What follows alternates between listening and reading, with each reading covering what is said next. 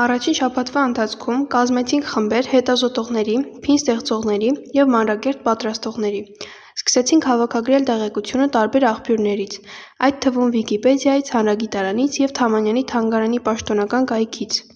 Շաբաթվա վերջում մեր տեղեկությունները քննարկեցինք ուսուցչի հետ։ Երկրորդ շաբաթվա ընթացքում հանդիպեցինք Վիզուալ Հայաստան զարգացման հիմնադրամի տնօրեն Հովհաննես Ղազարյանի հետ, որի ընթացքում մասնակից աշակերտները սովորեցին փին ստեղծել, ծանոթացանք աշխարհացույց կրթական հարթակի գործիքակազմի հետ։ Երրորդ շաբաթվա ընթացքում հարցազրույց վերցրեցինք Արարատի մարզի Արալեզի միջնակարգ դպրոցի ուսուցիչներից։ Նրանք մեզ ներկայացրին Թամանյանի մասին իրենց գիտելիքները, պատմեցին Թամանյանի որ ստեղծագործությունն է նրանց համար ավելի հետաքրքիր, սկսեցինք ստեղծել փիներ և վերլուծեցինք մեր հավաքագրած տեղեկությունը։ Չորրորդ շաբաթվա ընթացքում Wordwall կայքով ստեղծեցինք Ալեքսանդր Թամանյանի կյանքի մասին խաղ, խաղացինք այն և շարունակեցինք ստեղծել փիներ։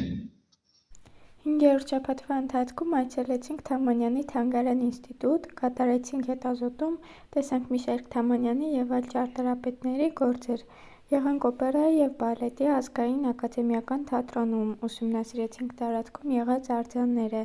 եղանք Կասկադում, որտեղ էլ այցելեցինք Կասկադի Գաֆէսճեան արվեստի կենտրոն։ 6-րդ և 7-րդ շաբաթներում մանրակերտ ստեղծողների խումբը փորձեցին ստեղծել օպերայի և բալետի ազգային ակադեմիական թատրոնի շենքի մանրակերտը իրենց հիշողությամբ։